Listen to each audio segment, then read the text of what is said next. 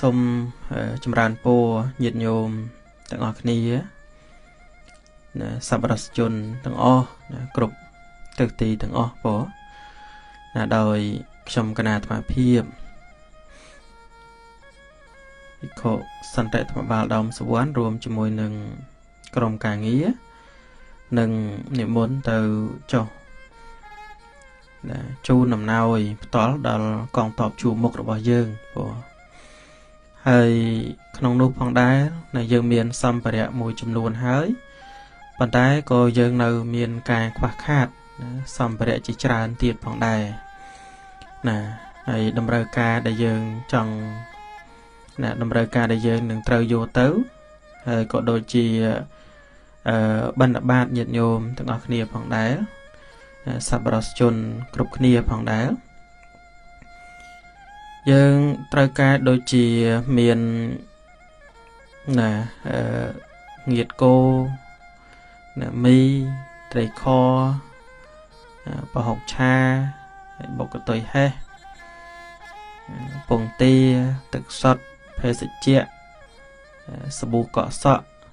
សាប៊ូកក់សក់អាសាប៊ូកញ្ចប់អីញាតិញោមហើយនឹងសាប៊ូដុសខ្លួនគឺសាប៊ូដុំញាតិញោម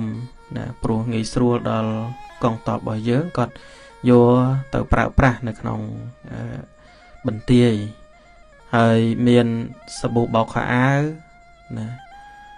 ហើយនឹងធូបមូសប្រេងខ្យល់ប្រេងកាឡាហ្នឹងគ្រឿងទេសត្រីឆ្អើរអំបុក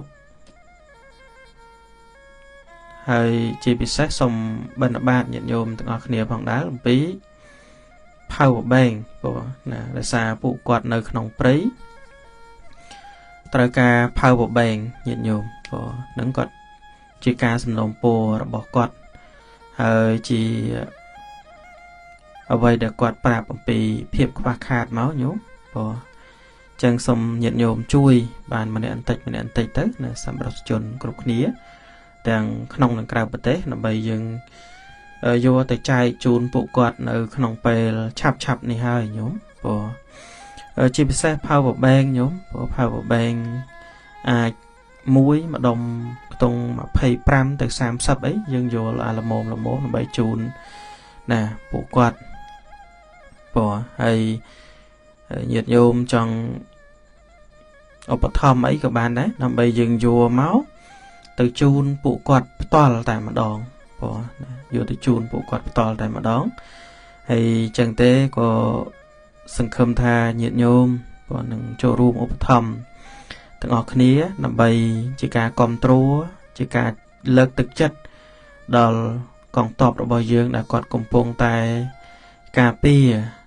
អំពីការឈ្លានពានរបស់សត្រូវពួកសៀមហ្នឹងកំពុងតែឈ្លានពាននឹងអ្វីដែលត្រូវការញាតិញោមស្ដាប់ឮហើយអាចឧបត្ថម្ភបានយើងនឹងយកទៅជូនពួកគាត់ផ្ទាល់តែម្ដងហើយចម្រើនពរញាតិញោមមួយទៀតគឺសម្រាប់ថ្ងៃស្អែកចាប់ពីម៉ោង 1 ទៅគឺយើងនឹងមានកម្មវិធីរៀបចំសម្ភារៈអីផ្សេងជូនដល់កងទ័ពរបស់យើងចឹងញាតិញោមចង់ជួយអាចអញ្ជើញមកកុដិថ្មបានរៀបចំនៅក្នុងកុដិថ្មវត្តពោធិ៍វាលក្រុងបាត់ដំបងកុដិលេខ 11អាចអញ្ជើញមកបានមកកុដិលេខ 11វត្តពោធិ៍វាលក្រុងបាត់ដំបងហើយចឹងទេសម្រាប់ញាតិញោមមានសទ្ធាចង់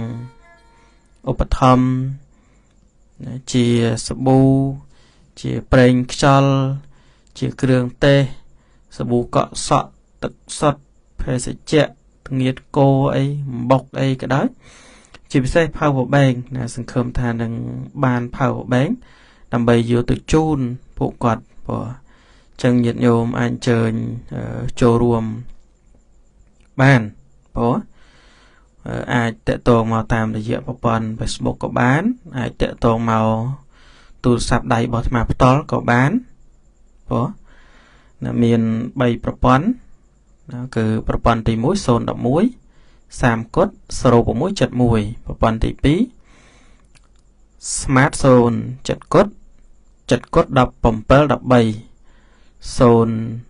ប្រព័ន្ធទី3 midphone 066 65 11 12នឹងជាលេខទូរស័ព្ទរបស់អាត្មាផ្ទាល់ហើយចម្រើនពរញាតិញោមអញ្ចឹងថាស្អែកយើងបូកបញ្ចូលគ្នាយើងនឹងយកទៅទិញសម្ភារៈផ្សេងញាតិញោម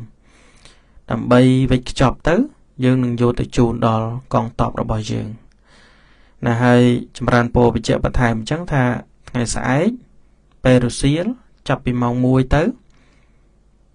ឬក៏ម៉ោង 12 ទៅរហូតដល់ហើយបានយើងឈប់យើងនឹងវិច្ចខ្ចប់មានសម្ភារៈផ្សេងច្រើនណាញោមដែលយើងត្រូវការកម្លាំងជួយបើចឹងញាតិញោមស្អែកអញ្ជើញមកបានវត្តពោវាលនៅកត់លេខ 11បើអញ្ជើញមកខាងក្រោយបងអស់មកគឺឃើញហើយបើនឹងរៀបចំច្រើនព្រោះមានយើងត្រូវការមានអ្នកជួយច្រកជួយអីងៀតគោ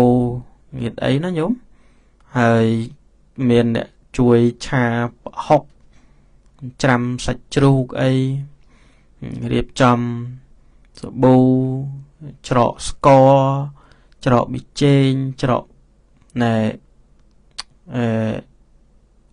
រ៉ូឌី